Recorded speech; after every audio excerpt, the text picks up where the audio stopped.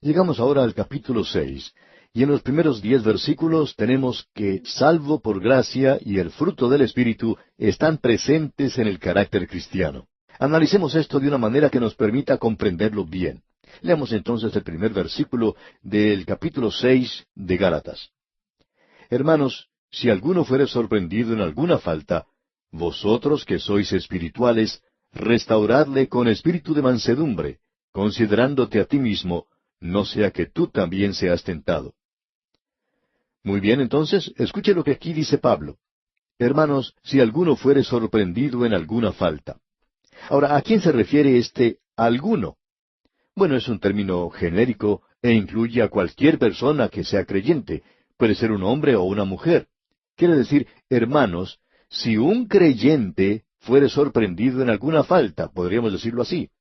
Y el versículo continúa, vosotros que sois espirituales, restauradle con espíritu de mansedumbre, considerándote a ti mismo, no sea que tú también seas tentado. Como usted ve aquí, se menciona la mansedumbre, que es uno de los frutos del Espíritu. Entonces, amigo oyente, ¿notó usted lo que dice aquí? Pablo dice, hermanos, si alguno fuere sorprendido en alguna falta. Ahora, esa palabra falta proviene de la palabra parapipto, que quiere decir el caer o postrarse. Es una palabra que se usa en la oportunidad cuando el Señor Jesucristo fue al jardín de Getsemaní y se apartó un poco de sus discípulos y se postró sobre su rostro a orar. Es la misma palabra. Puede indicar el tropezar, más o menos. Si alguno fuere sorprendido en alguna falta, o sea, si él tropieza, si alguno fuere sorprendido en alguna falta, y esa palabra falta aquí es una palabra que puede o no puede indicar un gran pecado, pero puede ser que se haya cometido una grande equivocación. ¿Qué es entonces lo que tenemos que hacer nosotros con una persona así? Bueno, aquellos que son espirituales, y hay muchos que piensan que lo son, por supuesto, por eso es que Pablo dice, vosotros que sois espirituales. Quizá a ustedes les gustaría señalar y condenar a esa persona, y algunos de nosotros que tenemos una fe fundamentalista, nuestra interpretación de esto sería que ustedes que son espirituales, tomen un garrote y golpeen a esa persona en la cabeza porque no tenía que haber hecho eso, una cosa tan mala. Siempre existe el peligro de que, especialmente cuando un hermano es sorprendido en alguna falta, que no queramos restaurarle de nuevo. Preferimos castigarle y, por supuesto, lo vamos a criticar. Una de las cosas maravillosas que se dice en la profecía del Señor Jesucristo se encuentra ya en el libro de Isaías, capítulo 63, versículo 9, donde dice, en toda angustia de ellos, Él fue angustiado. En algunos de los mejores manuscritos dice ahora, en toda angustia de ellos, Él no fue angustiado. Y eso nos gusta mucho más. El Señor Jesucristo anda conmigo, y estoy seguro que Él va con usted también, amigo oyente. Y cuando yo caigo, cuando yo tropiezo y caigo, Él no tropieza y se cae conmigo. Él no es afligido o angustiado. Cuando yo caigo, Él no cae, pero Él está allí a mi lado. ¿Y sabe usted lo que hace? Él me levanta, sacude mis ropas y me dice que comience a andar de nuevo. Es maravilloso tener a alguien al lado que en toda angustia de ellos, Él no fue angustiado. Dice en la Escritura que el Señor esperó a aquellos que estaban en el desierto. Muchas veces ellos se van por la tangente, pero Él los esperó. Y qué maravilloso es poder tener eso. Ahora, aquí en la Epístola a los Gálatas dice, vosotros que sois espirituales, restauradle. Y el verbo que se utiliza aquí es un verbo que quiere decir arreglar, componer un hueso quebrado. Un hombre cae y se quiebra una pierna. ¿Qué es lo que hace usted entonces? No se va y lo deja abandonado allí. No. Pablo dice, ustedes que son espirituales, ustedes arreglan ese hueso roto, para que esa persona se pueda levantar nuevamente. Había un gran predicador en el sur de los Estados Unidos hace muchos años. Él en su vida anterior había sido un borracho, pero se había convertido de una forma maravillosa. Luego él tuvo muchas obligaciones y tentaciones, y en cierta ocasión él se emborrachó. Ahora él tenía tanta vergüenza que al día siguiente llamó a los diáconos de su iglesia y allí mismo les presentó la renuncia. Él les dijo, yo quiero renunciar. Ellos le preguntaron, ¿por qué? Y él les dijo, porque me emborraché. Eso no es cierto. Él dijo, sí. Y yo no creo que un predicador deba emborracharse y quiero renunciar. estoy avergonzado de mí mismo. Y aquellos diáconos maravillosos, y hay muchos de esa clase, ellos pusieron sus brazos alrededor de este hombre y dijeron, vamos a orar. Y ellos oraron por él, y luego le dijeron, nosotros no aceptamos su renuncia. Y un hombre que estuvo presente en la reunión el siguiente domingo dijo, yo nunca había escuchado un mensaje mejor en toda mi vida que el que predicó este hombre. ¿Se da usted cuenta, amigo oyente, de lo que esos diáconos hicieron? Ellos eran unos verdaderos cirujanos, eran médicos excelentes, ellos habían podido arreglar ese hueso roto. Eso es algo maravilloso de hacer. Ahora esa era la oportunidad que algunos quizá hubieran aprovechado para despedir a ese hombre. Y pensamos que muchos aún pueden pensar hoy y decir, yo aún creo que ese hombre debería haber sido separado del ministerio. Pues bien, Dios le utilizó a él después de este incidente de una forma maravillosa. Y Pablo dice, vosotros que sois espirituales, restauradle. ¿Y cómo lo hace uno? Con espíritu de mansedumbre. Usted le debe restaurar con el fruto del Espíritu, amor, gozo, paz, paciencia, benignidad, bondad, fe. Y ahora escuche usted, mansedumbre. Esa es la palabra. Se le debe restaurar con espíritu de mansedumbre. ¿Por qué? Considerándote a ti mismo, no sea que tú también seas tentado. Fue ese gran hombre, Germán Girdy, quien dijo, yo no he visto cometer algún pecado o algún crimen que yo también pueda haber cometido. No crea que usted es inmune a hacer aquello por lo cual usted está señalando a otra persona y acusando a su propio hermano. Usted puede hacer la misma cosa que él hizo y quizá peor aún. Por tanto, restauradle con espíritu de mansedumbre. Esto es algo maravilloso. Llegamos ahora al versículo 2 de este capítulo 6 de la Epístola a los Gálatas. Y quisiéramos que usted lo observe con atención, amigo oyente, porque es un versículo muy importante. El autor de estos estudios bíblicos, el doctor J. Vernon McGee, decía que cuando era jovencito, este versículo le había hecho dudar en cuanto a la Biblia. Decía él que en muchas de las pequeñas ciudades, que ya son cosa del pasado, siempre tenían algún personaje que era conocido como el ateo del lugar, un libre pensador. Puede que haya sido alguno de los ciudadanos más destacados del lugar. En la pequeña ciudad donde vivía el doctor McGee, cuando era niño, se notaba la falta de muchas cosas.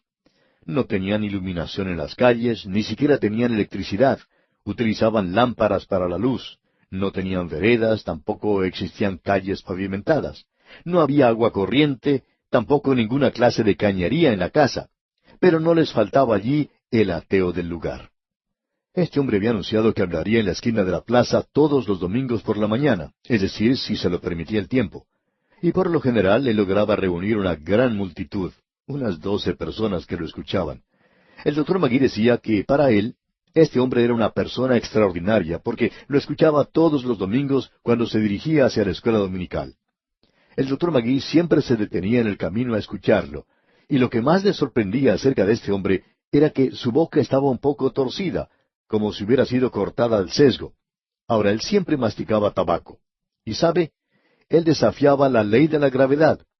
Lo que le fascinaba al doctor McGee era que cuando uno tiene la boca torcida como este hombre, al sesgo, uno espera que el jugo del tabaco se le saliera por la parte más baja de la boca.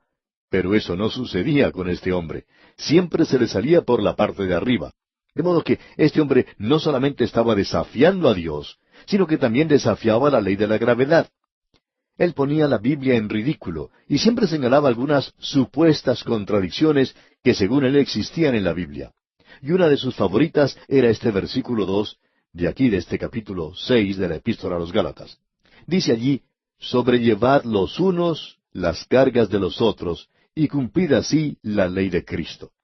Ahora él decía, aquí en este mismo capítulo, unos versículos más adelante, en el versículo 5 dice, porque cada uno llevará su propia carga. Y luego este hombre decía, eso obviamente es una contradicción en la Biblia. Y toda esa gente en esa pequeña ciudad que escuchaban a este hombre, pues se quedaban parados con la boca abierta, sin saber qué contestar. Pero, ¿cómo le contestaría usted, amigo oyente, a un hombre así? Bueno, existe una respuesta muy fácil si solo lo hubieran conocido entonces. Las cargas son aquellas cosas que todos nosotros tenemos en común. Todos tenemos cargas. No todos somos ricos. Tampoco somos bien sanos. No todos tenemos un talento natural. Y nos podemos imaginar que escuchando esta transmisión hay algunos que han perdido la vista, otros que no tienen brazos, muchos de nosotros que no somos bien parecidos. Pero todos nosotros tenemos cargas, y las cargas no son las mismas. Hay un proverbio español que dice, no hay casa donde tarde o temprano no haya silencio. El silencio llega a todos los hogares. También tenemos un proverbio francés que dice, cada uno piensa que su carga es la más pesada. Y Jorge Herbert lo expresó de esta manera, nadie conoce el peso de la carga de los demás. Una maestra de escuela dominical acostumbraba a decir, hasta los niños tienen su carga. Ahora todos nosotros tenemos cargas, pero no todos tenemos la misma carga. ¿Y sabe usted, amigo oyente? Hay 11 palabras diferentes en la Biblia que se traducen por esta palabra carga. Hay dos clases de cargas. Existe la carga que uno puede compartir con otro, y luego existe la carga que usted tiene que sobrellevar. Y de eso es que Pablo habla aquí. Ahora ese hombre ateo en esa pequeña ciudad que mencionara el Dr. Magui no sabía de la diferencia que existía en esas dos palabras en el idioma griego. En el versículo 2 uno lo puede traducir, continúen llevando la carga de los demás. La palabra usada aquí es barros, que quiere decir algo pesado. Es la carga y el calor del mediodía. Esta palabra es utilizada también allá en el libro de los Hechos de los Apóstoles, capítulo 15, versículo 28. En el concilio de Jerusalén se decidió enviar lo siguiente a la iglesia de los gentiles. Porque ha parecido bien al Espíritu Santo y a nosotros no imponeros ninguna carga más que estas cosas necesarias. Es esa clase de carga, es una clase de carga que uno puede compartir. Luego existe otra clase de carga que usted no puede compartir. Pero aquí tenemos una carga que usted sí puede compartir. Alguien ha dicho que una carga es solo la mitad, cuando hay dos que la pueden llevar. Una dama subió a un ómnibus en la ciudad de Londres, llevando una canasta muy grande. Ella se sentó en un asiento y puso esa gran canasta sobre sus rodillas. Un pasajero que estaba de pie a su lado le dijo, ¿por qué no pone la canasta en el piso? Este ómnibus puede cargar tanto la canasta como a usted. Muchos de nosotros tenemos cargas que podemos compartir con los demás y las deberíamos compartir. Ahora, barros, esa palabra griega, quiere decir falta. Si alguno fuere sorprendido en alguna falta, esa es su carga. Puede haber sido un pecado pequeño. Usted puede ayudar a esa persona a llevar la carga. Una enfermedad quizá, una falta, una debilidad, una ignorancia. Quizá esa persona está haciendo algo que en realidad no conoce. Tiene cierta presión, cierta tensión, cierto dolor. Hay tantas de estas cosas. Y esta palabra barros enfatiza el peso, algo que es pesado. Eso es algo que usted puede compartir. Luego él continúa diciendo en el versículo 3, porque el que se cree ser algo, no siendo nada, a sí mismo se engaña. Usted ya se ha dado cuenta que Pablo puede hacer las declaraciones más maravillosas que nos podamos imaginar. Uno las puede detectar aquí. Ya hemos encontrado varias de ellas en esta epístola a los Gálatas, y aquí tenemos otra. Es realmente una joya. Es un lema que muchos de nosotros podríamos colocar en la pared de nuestros hogares para poderlo leer de vez en cuando.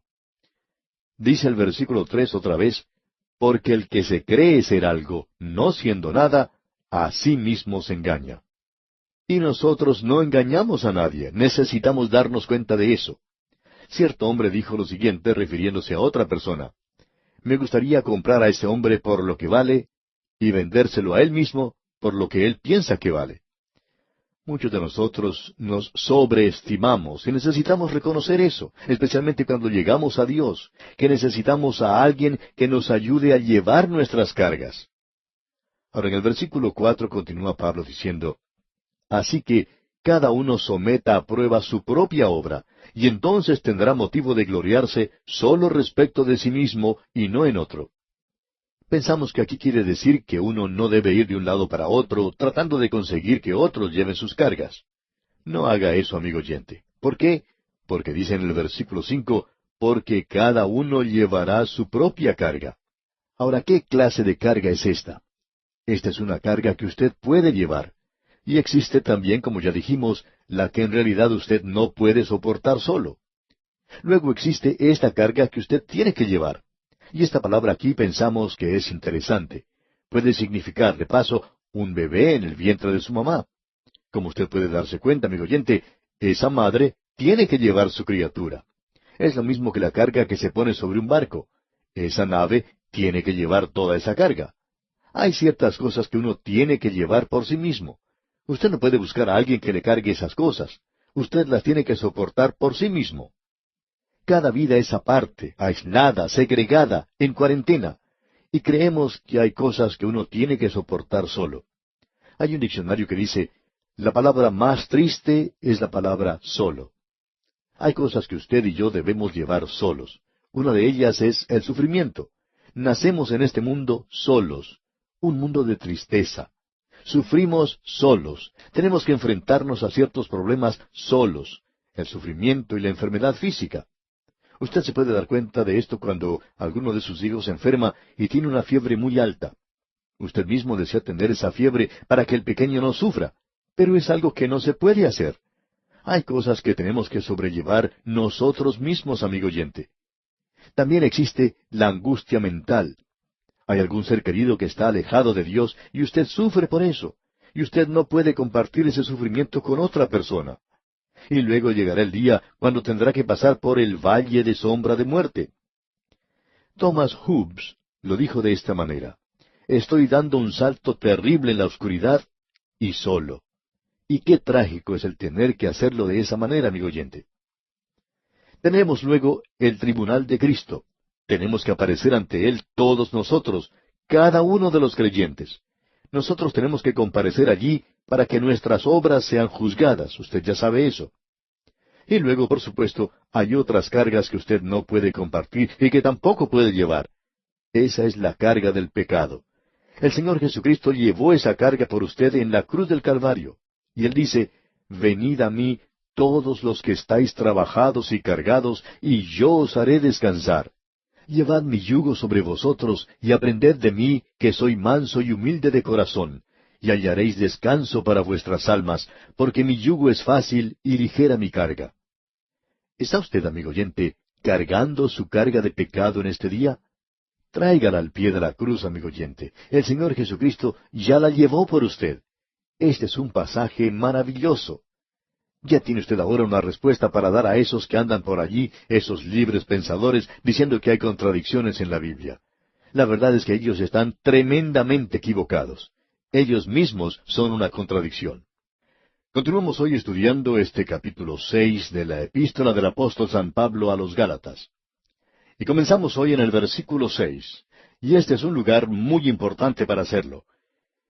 Este es probablemente uno de los versículos más ásperos o bruscos que uno pueda encontrar en la Biblia. Pablo dice las cosas aquí de una manera muy directa. Escuche usted lo que dice aquí en el versículo 6. El que es enseñado en la palabra, haga partícipe de toda cosa buena al que lo instruye.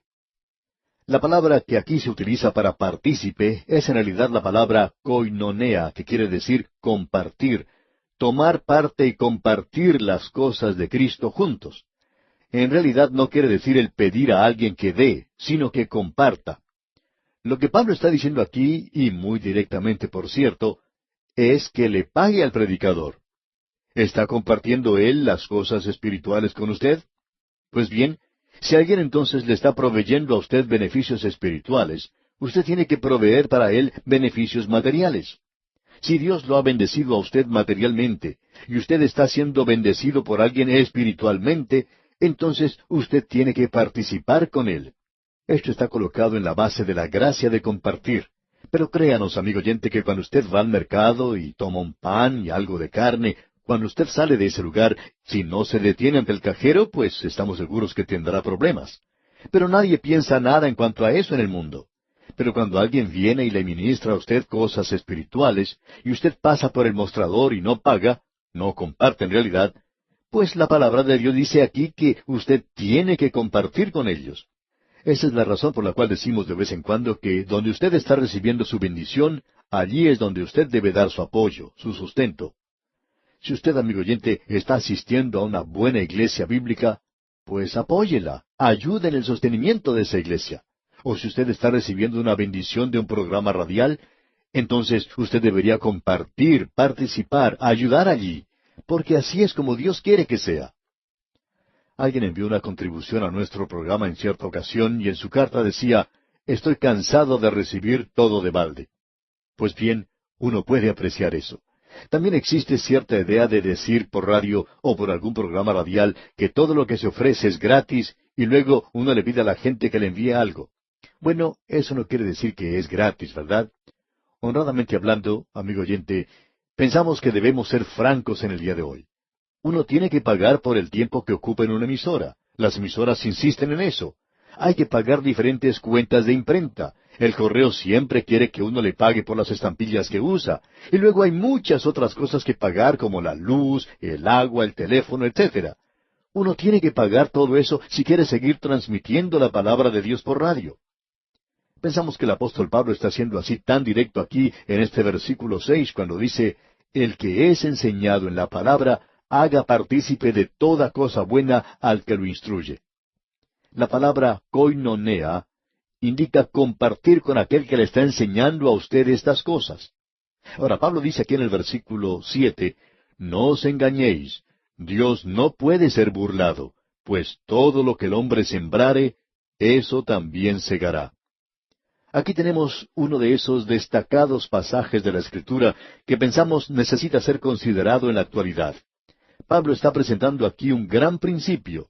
Lo que Pablo está diciendo aquí es, he aquí un segador salió a segar. Ahora el Señor Jesucristo habló sobre el sembrador que salió a sembrar. Pero la Biblia también nos enseña sobre el segador que salió a segar.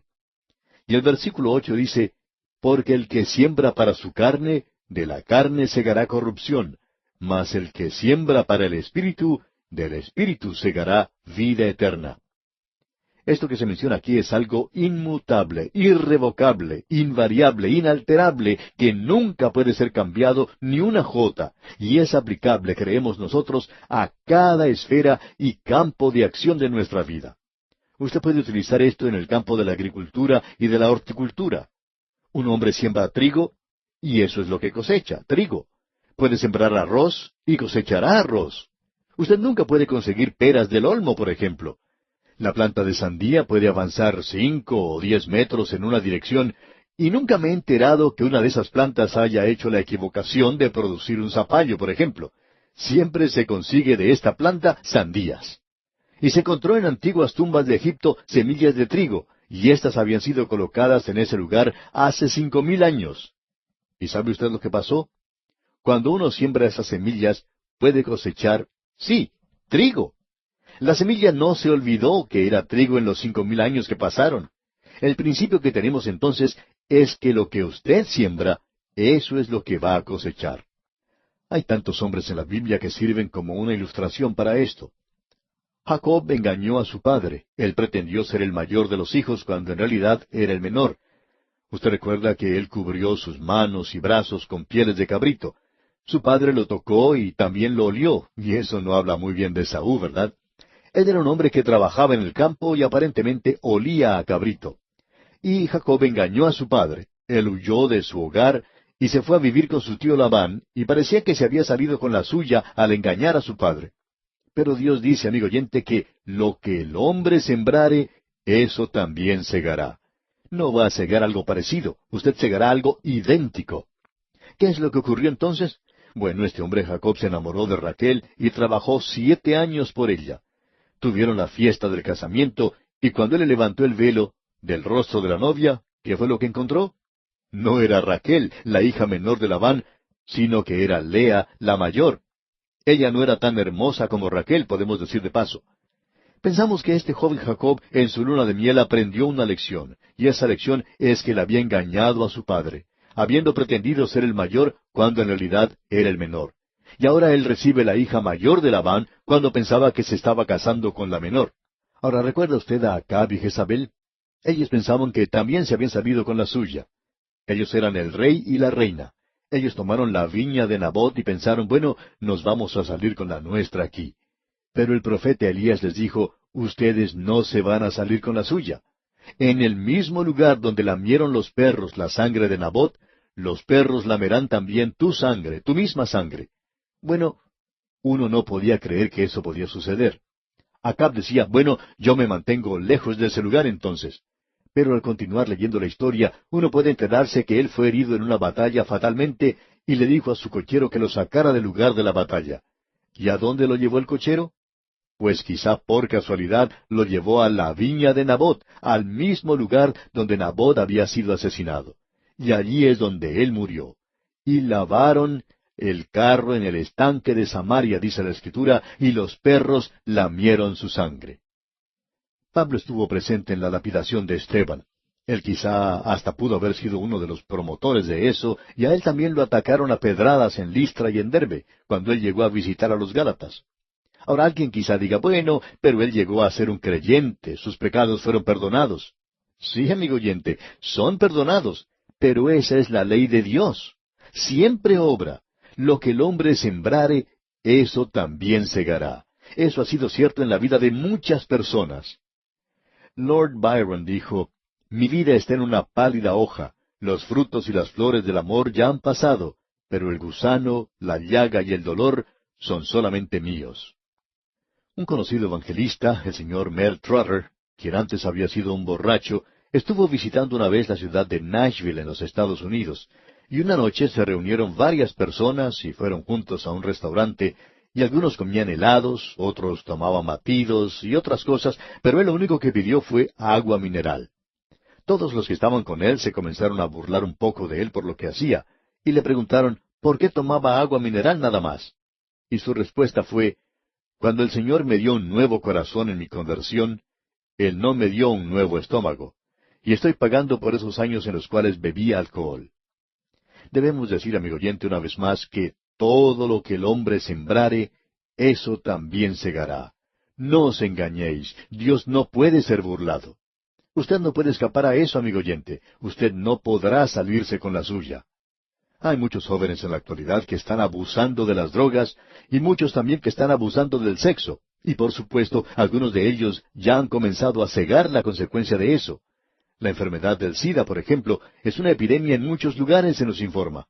¿Por qué? Porque Dios dice que usted no puede escapar a las consecuencias. No importa lo que haga, no importa las píldoras que tome o cualquier otra cosa que haga. Dios dice que usted segará lo que siembre, amigo oyente. ¿Por qué? Porque Dios no puede ser burlado. Si usted siembra trigo, eso es lo que van a hacer. Cuando usted siembra el pecado, eso también es lo que nacerá. Alguien dirá, bueno, yo he sido convertido. Muy bien, usted todavía tendrá que pagar eso algún día. Usted tendrá que segar lo que ha sembrado, amigo oyente. Bueno, mejor sería que sigamos adelante y salgamos de aquí. Esto es bastante fuerte, como bien puede usted apreciar, y eso es algo que hoy Él está haciendo que se aplique aquí a los creyentes. Leamos ahora el versículo 8 de este capítulo 6 de la Epístola a los Gálatas. Porque el que siembra para su carne, de la carne segará corrupción, mas el que siembra para el Espíritu, del Espíritu segará vida eterna. ¿Qué es lo que hará? Segará vida eterna. Ahora, segará vida eterna quiere decir los frutos del Espíritu. Y quiere decir la gloriosa perspectiva del futuro. Creemos que muchos creyentes en realidad deberían temer el regreso del Señor Jesucristo por los suyos, porque entonces nosotros deberemos presentarnos ante el tribunal de Cristo para rendir cuentas de las cosas que hemos hecho en la carne. Y, amigo oyente, usted puede ser salvo, pero puede ser algo bastante engorroso para usted en ese día, cuando tenga que dar cuenta de su vida al Señor. El apóstol Juan menciona el hecho de que es posible el ser avergonzado en su aparición, porque si usted va a vivir en la carne y producir las cosas de la carne, y no estamos diciendo aquí que usted va a perder su salvación, no creemos que eso pueda suceder. Pero usted, amigo oyente, estamos seguros, perderá su premio, su galardón, y verá que ese puede ser un día bastante oscuro para usted al estar delante del Señor. Allá en su primera epístola, capítulo 2, versículo 28, el apóstol Juan lanza esta advertencia. Permaneced en Él, para que cuando se manifieste tengamos confianza, para que en su venida no nos alejemos de Él avergonzados. Tenemos también el otro lado de las cosas. Ese es el lado más brillante, digamos. Él había puesto la luz roja, pero ahora pone la luz verde. Notemos lo que dice el versículo 9. Tenemos aquí algo para su consuelo, para que usted no pierda el entusiasmo. Notemos lo que dice este versículo 9 del capítulo 6 de la Epístola a los Gálatas. No nos cansemos, pues, de hacer bien, porque a su tiempo segaremos si no desmayamos. Ahora, amigo creyente, permítanos decirle esto. Y sabemos que estamos hablando a personas que dicen lo mismo que lo que dijo un padre en cierta ocasión. Estoy preocupado por mis hijos. La marea está en mi contra, las escuelas están en mi contra, los otros padres parecen estar en mi contra y también mis amigos. Pero yo quiero que mis hijos crezcan de una forma correcta. Pues bien, amigo oyente, si usted siembra la semilla correcta, entonces segará lo mismo que ha sembrado. Debe ser paciente. Pablo dice en el versículo 9, y vamos a leerlo otra vez, no nos cansemos pues de hacer bien, porque a su tiempo segaremos si no desmayamos. Uno no puede ir y cortar las plantas cuando se le ocurra. Tiene que esperar hasta el tiempo de la cosecha. Así es que uno tiene que seguir sembrando, amigo oyente. Usted puede tener sus problemas y dificultades hoy. Pues bien, siga sembrando la palabra de Dios. Y el Señor dice que la palabra de Dios, su palabra, no volverá a él vacía. Es como la lluvia que nos viene desde el cielo. Usted siembra y luego llegará la cosecha en el tiempo que corresponda. Usted recuerda que Abraham creyó a Dios, y él anduvo con Dios en la tierra de Canaán, y que el cananeo estaba entonces en su tierra. Ese cananeo era un idólatra y una persona perdida. Luego llegó Isaac, un niño en su hogar, que creció y se convirtió en un hombre. Y un día Abraham lo lleva al monte Moria. ¿Y qué pasó? Él ofrece a Isaac como un sacrificio, pero Dios no permitió que él consumara ese sacrificio. Abraham sembró para el Espíritu y cosechó vida eterna. Jocabed era la madre de Moisés. Ella instruyó en la tierra de Egipto a ese hijo suyo al convertirse en su nodriza, luego de haberlo puesto en una canasta en el río, y después que la hija de Faraón lo encontró. Egipto estaba contra ella, el paganismo estaba en su contra, y los placeres de Egipto también estaban contra ella. Aún la filosofía y la religión de Egipto, todo eso estaba en su contra. Pero ella le enseñó a Moisés acerca de Abraham. Ella le enseñó a Moisés acerca del llamado de Dios y su propósito. Ella lo vio crecer y parecerse a un egipcio al lado de Faraón. Pero llegó un día cuando Moisés rechazó los placeres y los pecados de Egipto y salió de ese lugar para ocupar su puesto con el pueblo de Dios. Nuevamente tenemos que decir, todo lo que el hombre sembrare, eso también segará. Luego tenemos a David. Su pecado es muy evidente. Pensamos que él era una persona muy cruel. Recordamos que cuando hablamos de él hace algún tiempo, recibimos cartas de todas partes y en ellas algunas personas decían, ese hombre era terrible y ustedes lo defendieron. Pues así es, nosotros lo defendimos. ¿Y sabe usted? Esto es interesante. Uno puede poner una gota de tinta en un mantel blanco y eso se puede ver a 1 kilómetro de distancia. Pero una gota de tinta en un traje oscuro no la nota nadie. Esa es la razón por la que tanto se nota David. Todos los otros reyes se daban la gran vida, pero David cometió un pecado y eso es lo que resalta. Él tenía un corazón inclinado hacia Dios. Aun en su confesión, él revela su hambre, su sed de Dios. Dice, como el ciervo brama por las corrientes de las aguas, así clama por ti, oh Dios, el alma mía. Y David llegó a ser la norma, el patrón para todos los reyes de su linaje, la norma humana. Pero él llegó a ser esa norma. ¿Por qué? Porque si usted va a sembrar, usted cosechará, amigo oyente. Y este hombre cosechó pecado. Él pagó por lo que hizo. Él tuvo dolor en su hogar. Y debemos decir que Dios le hizo un ejemplo para todos los reyes después de eso. Este es un pasaje maravilloso de la Escritura. Así es, amigo oyente, porque donde quiera que usted esté, o quien quiera que usted sea, usted puede decir hoy, yo estoy en un lugar difícil. Pues bien, usted siembre la palabra de Dios, y Dios hará que usted coseche uno de estos días. Usted no puede cosechar hasta cuando llegue el tiempo de la cosecha. Usted tiene que esperar hasta entonces, amigo oyente. Pero debemos ser fieles en sembrar la semilla, porque esa es una ley de Dios. Dios no puede ser burlado. Cualquier cosa que usted siembre, eso también segará.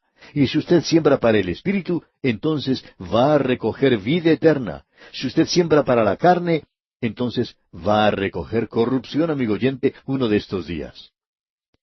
Luego el apóstol Pablo continúa y dice en el versículo 10 de este capítulo 6, así que, según tengamos oportunidad, hagamos bien a todos, y mayormente a los de la familia de la fe.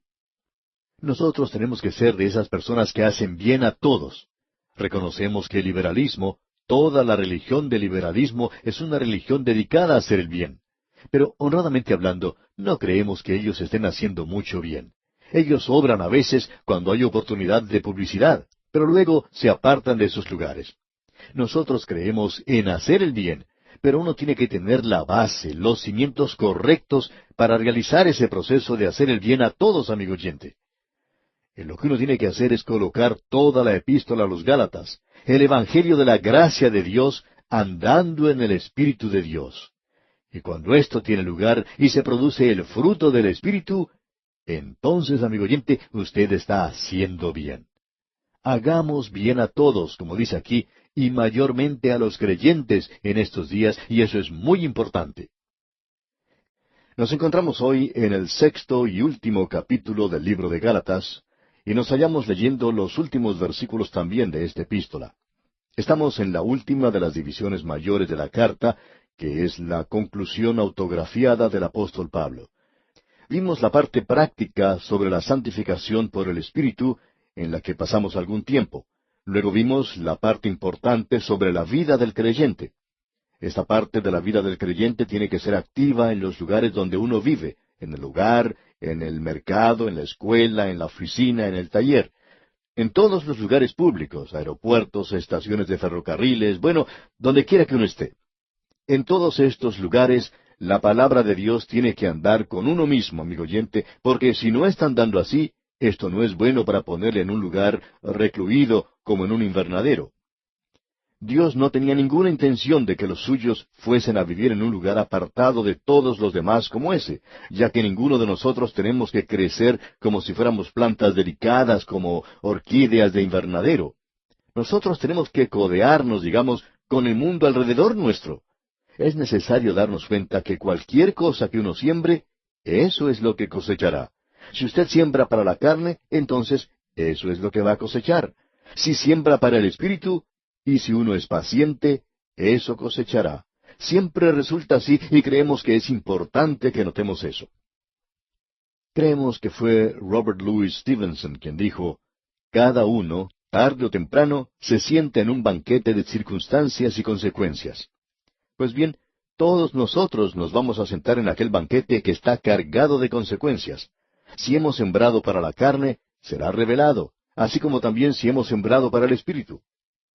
Luego el apóstol Pablo llega al fin de esta epístola y dice en el versículo 11, mirad con cuán grandes letras os escribo de mi propia mano. Como ya hemos explicado, Pablo no quiso decir que él había escrito una carta muy larga, porque ese no es el caso. La carta a los Gálatas tiene solamente 6 capítulos, mientras que si la comparamos con la epístola a los Romanos, por ejemplo, que prácticamente trata el mismo tema, esta tiene 16 capítulos. Así que podemos darnos cuenta que no se le puede llamar una carta larga. Lo que Pablo está diciendo aquí es referente al tamaño mismo de las letras que está usando, y eso tiene que ver con lo que dijo antes allá en el capítulo 4, cuando mencionó que ellos estaban dispuestos a quitarse sus propios ojos y dárselos a él. Esto indica que Pablo tenía un problema con la vista y de lo cual estamos seguros. Ahora luego, el apóstol dice en el versículo 12 de este capítulo 6 de su epístola a los Gálatas, todos los que quieren agradar en la carne, éstos os obligan a que os circuncidéis, solamente para no padecer persecución a causa de la cruz de Cristo. Este es un tema de discusión de importancia para Pablo, y se refiere a andar contando cabezas, el que uno puede informar que ha obtenido tantas personas convertidas. Pablo dice que la razón por la cual los judaizantes quieren llevarles al legalismo y a la circuncisión es para ellos poder informar que han logrado que esa persona se convirtiera al judaísmo, y entonces permite que ellos luzcan bien ante ciertas personas. En realidad, uno nunca se crea problemas a sí mismo predicando el legalismo. Esto es algo que es agradable para la naturaleza del hombre porque la ley es dada para limitarlo. Y muchos de nosotros pensamos, por cierto, que la otra persona debería ser limitada en lo que hace. Esa es la vieja naturaleza del otro hombre. En cierta oportunidad, un muchacho estaba manejando un automóvil a gran velocidad en una zona peligrosa de cierta ciudad, y un hombre que estaba por allí y lo vio, sugería que se hiciera arrestar a ese joven para que obedeciera la ley, que fuera colocado en la cárcel y otras cosas por el estilo. Este hombre es uno de esos que rechazan la gracia de Dios, un hombre que no es salvo, y ciertamente seguía el legalismo, como podemos apreciar. Cada uno de nosotros quiere que la otra persona obedezca la ley, y francamente a nosotros nos gusta una ley que sea fácil de obedecer. Es como cuando uno iba al colegio de niño y tomaba parte en las carreras de obstáculos. Uno comenzaba saltando vallas que tenían como 1 metro de altura, y cuando llegaba al 1 metro y 25 centímetros, entonces comenzaban los problemas y las dificultades. Así es que cuando practicaba, pues tenía que hacerlo siempre saltando 1,25 metros. Y cuando uno salta esas vallas a una temprana edad, pues eso es bastante alto. Sucedía que uno no quería practicar mucho de propia voluntad. Y esa es la forma en que la mayoría de la gente reacciona en cuanto al legalismo. Ellos quieren saltar las vallas, pero no quieren que éstas sean demasiado altas para ellos. A todos les gusta hacerlo de una manera fácil. El legalismo es muy popular. Lo que lo hace a uno impopular es predicar la gracia de Dios. Eso es lo que el corazón humano encuentra repulsivo. Es el tropiezo de la cruz. Y luego el apóstol Pablo dice aquí en el versículo 13, porque ni aun los mismos que se circuncidan guardan la ley, pero quieren que vosotros os circuncidéis para gloriarse en vuestra carne. Lo interesante que hay que notar aquí es que aquellos que dicen que están viviendo por la ley, no lo están haciendo en realidad. Creemos que lo que ha hecho más hipócritas en la actualidad, más que cualquier otra cosa, es esta gente que dice que uno tiene que vivir obedeciendo el Sermón del Monte. Un pastor cuenta que uno de los ancianos de su iglesia, que era presidente de la Cámara de Comercio de una gran ciudad, le invitó en cierta ocasión a que fuera a hablar a ese lugar. El pastor asistió y llegó un poco temprano, y se puso a conversar con otro hombre que estaba sentado a la mesa de los que iban a disertar, y parecía que era un oficial de ese grupo. Y el pastor dice que nunca escuchó a un hombre maldecir tanto como maldecía ese hombre. Dice, yo he escuchado maldecir a muchas personas, algunos parecían expertos en hacerlo, pero este hombre parecía el campeón de todos ellos. Finalmente, en la conversación, el pastor nunca trató de decirle nada a este hombre. Pero este hombre le preguntó, bueno, ¿y cuál es su ángulo? Esa fue la forma que él utilizó para preguntar lo que el pastor hacía. El pastor le contestó, bueno, yo soy un predicador. Este hombre lo miró sorprendido y le dijo, usted es quien va a hablar hoy. El pastor le contestó que sí.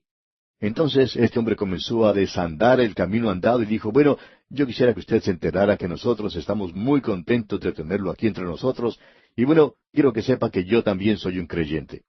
Ahora eso fue una sorpresa para el pastor, porque hasta ese momento no se había dado cuenta que él podía ser esa clase de persona por la forma en que hablaba.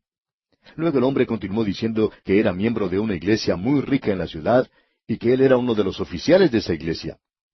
Era una persona muy prominente y le contó acerca de las cosas maravillosas que hacía y que eran por el estilo. Luego concluyó todo ese palabrerío diciendo, ¿sabe usted? El Sermón del Monte es mi religión. Qué bien, le dijo el pastor.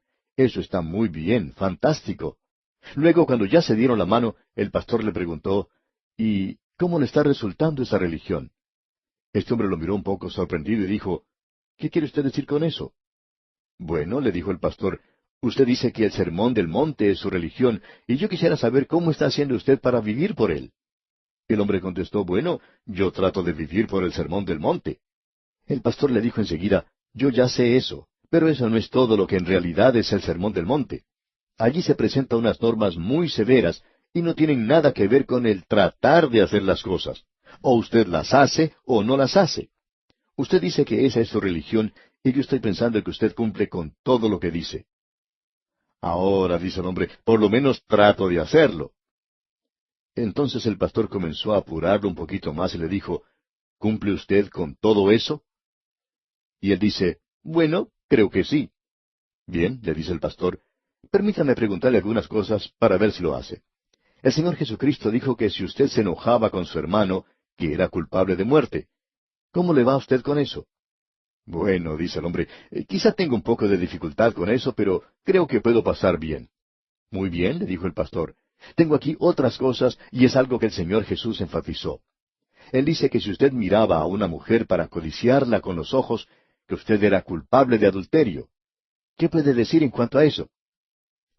Dice el hombre, en eso sí que me va mal. Bueno, le dijo el pastor, eso es lo que yo pensaba, pero ¿no es acaso el Sermón del Monte su religión? Ah, pero yo trato de hacerlo, dice el hombre. Y el pastor le dice, mire, usted no lo está cumpliendo. Y si yo fuera usted, cambiaría mi religión por algo que yo pueda hacer. ¿Se da usted cuenta de lo que era este hombre, amigo oyente? Él era un hipócrita. Él iba por todas partes diciendo que el sermón del monte era su religión, y estaba dejando de cumplir sus enseñanzas en cada oportunidad que tenía. Opinamos que allí también dice algo acerca de lo que el nombre de Dios es santo y que son bienaventurados los de puro corazón. Ya ve, amigo oyente, que este hombre no iba a llegar a ningún lado viviendo por el sermón del monte. Usted se da cuenta que él necesitaba la gracia de Dios. Y hay muchas personas que en la actualidad están en las iglesias y están viviendo de esa forma. Pablo menciona eso ahora y presenta una declaración magnífica aquí en el versículo 14 de este capítulo 6 de su epístola a los Gálatas. Escuche usted. Pero lejos esté de mí gloriarme, sino en la cruz de nuestro Señor Jesucristo, porque en el mundo me es crucificado a mí y yo al mundo. Así es que entre Pablo y el mundo había una cruz. Esa es la posición en la cual todos los creyentes deberían estar en la actualidad. La cruz entre ellos y el mundo. Eso puede hacer más para controlar su conducta que cualquier otra cosa. Y también usted no se jactará que está cumpliendo con el sermón del monte, o que usted pertenece a tal o cual iglesia, o que es un diácono, o un predicador, o que es el maestro de la escuela dominical, o lo que sea. Usted no se puede jactar de nada, simplemente se puede gloriar en la cruz de Cristo. Y esa es la posición que los creyentes deberían tener, no en una iglesia local, o en una organización, o en un individuo, sino en la cruz del Señor Jesucristo, quien es el que murió en esa cruz. Ahora Pablo dice en el versículo 15, porque en Cristo Jesús ni la circuncisión vale nada, ni la incircuncisión, sino una nueva creación. Pablo presenta ahora algo aquí que para nosotros es la segunda escritura que encontramos en este pasaje. La circuncisión era un tipo de escritura en el cuerpo. Era simplemente un distintivo que usted estaba bajo el pacto de Abraham y nunca tenía ningún valor. Es como llevar un botón. Usted pertenece a cierta asociación o agrupación y lleva un escudo o distintivo y es algo que a veces pierde su sentido. En Cristo Jesús ni la circuncisión vale nada, ni la incircuncisión. Esas cosas no tienen ningún valor, sino una nueva creación. Lo importante que tenemos que notar aquí es que Pablo está diciendo que el legalismo y el distintivo del legalismo no son nada, y es como si uno ni siquiera los tuviera. Pensamos que hay personas hoy que buscan jactarse del hecho de que ellos han sido grandes pecadores y pasan mucho tiempo contándole a uno acerca de lo pecadores que fueron. Pues bien, amigo oyente, el que usted haya sido circuncidado o que no lo haya sido no tiene ningún valor. Esas cosas son simplemente nada. Lo importante ¿es usted una nueva creación? Es decir, ¿ha entrado el Hijo de Dios en su vida y le ha hecho a usted una nueva creación en Cristo Jesús? Eso únicamente se produce a través de la fe en Cristo. Usted se da cuenta, amigo oyente, que Pablo nunca hubiera tenido ninguna dificultad con el legalismo en su día, si él hubiera querido competir en ese campo. Permítanos ilustrar esto. Supongamos que en el mercado, donde ya existen muchas clases de jabones, se presenta un nuevo jabón. Quizás lo deberíamos llamar limpio, porque eso es algo que la mayoría de los otros ha olvidado. Hablan mucho de lo bien que huele el jabón, de que lo hace sentir bien a una persona, pero nunca escuchamos a nadie decir que el jabón lo limpia bien a uno. Eso, creemos nosotros, es el propósito del jabón. Así es que usted y yo presentamos al mercado un nuevo jabón. Comenzamos a hacer publicidad para este producto y decimos que este es el único jabón que existe que lo puede limpiar a usted. Así es que usted debe comprar jabón limpio para llegar a ser limpio. Debemos decirle que esto nos crearía problemas inmediatamente si decimos que es el único jabón, porque hay muchos otros, y los productores comenzarían a poner el grito en el cielo. Pero eso es lo que Pablo está diciendo. Si Pablo hubiera dicho, bien, el judaísmo era bueno, pero el cristianismo es mejor, entonces él no hubiera tenido ninguna clase de problemas, porque eso es lo que los expertos en propaganda, en publicidad, dicen hoy. Son todos jabones diferentes, pero ellos dicen, nosotros tenemos el mejor, nosotros hacemos una mejor obra o una mejor labor que lo que pueden hacer los otros. Allí está la competencia. Usted no puede arriesgarse a decir, el único jabón en el mercado es nuestro jabón, no hay ningún otro jabón, y este es el único que puede lavar bien. Si usted hace eso, entonces sí que va a crearse problemas, amigo oyente. Pero nos damos cuenta aquí que Pablo no dijo eso, que su jabón era un poco mejor que el judaísmo. Él dijo que el judaísmo era nada y que la circuncisión era nada. Que usted esté circuncidado o no lo esté, eso es nada. Y amigo oyente, eso es ponerlo bien claro, dejarlo bien claro. Él dice que la escritura del Espíritu Santo en su vida, dándole a usted una nueva naturaleza, eso es lo que vale. Llegamos luego a la tercera y última escritura en este capítulo 6 de la Epístola a los Gálatas, y la encontramos aquí en los versículos 16 y 17. Y a todos los que anden conforme a esta regla, paz y misericordia sea a ellos y al Israel de Dios.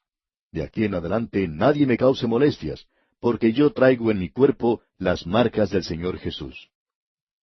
Queremos que usted se dé cuenta, amigo oyente, y que note esta palabra marcas. El apóstol Pablo está hablando de las marcas de su cuerpo. Si usted quería leer lo que la Escritura decía del apóstol Pablo, entonces lo podía ver con toda claridad. Dice él, porque yo traigo en mi cuerpo las marcas del Señor Jesús.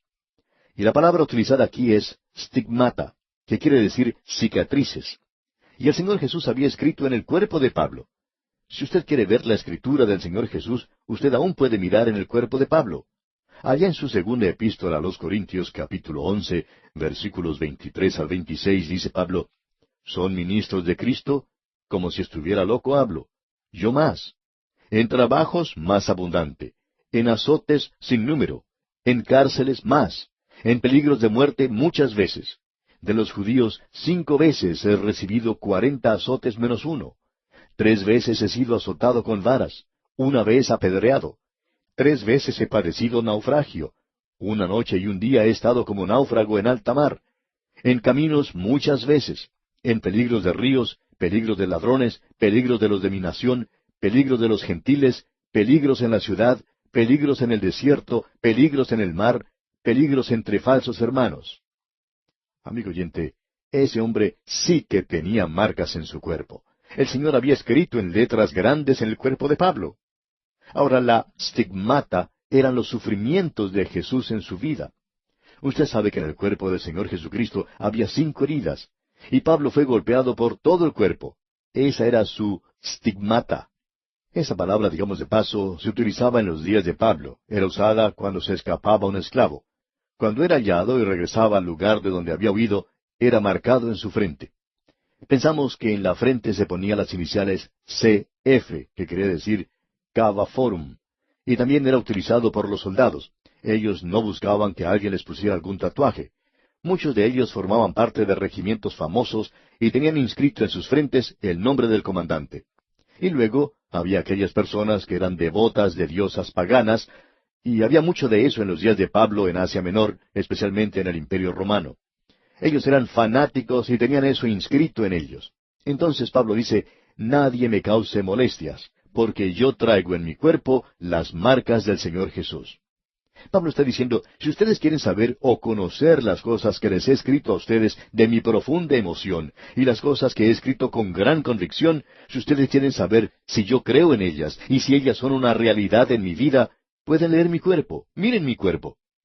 Era igual que las marcas que se ponen en el ganado cuando son marcados por el dueño con su nombre o iniciales. Usted siempre podía saber quién era el dueño del ganado por la marca que llevaba. Amigo oyente, la circuncisión no le cuesta nada, es una señal para afuera. Pablo dice que eso es nada, y él había sido circuncidado, pero dice que él ahora trae en su cuerpo las marcas del Señor Jesús. El Señor Jesús ha escrito sobre mi cuerpo y sobre mi vida. Pensamos, amigo oyente, que Él se inclina hoy nuevamente y escribe, no ya sobre la arena en el templo, sino que Él escribe en la vida de aquellos que le pertenecen. Él coloca el hierro de marcar en nosotros, amigo oyente, en sus ovejas y sobre el corazón para la eternidad.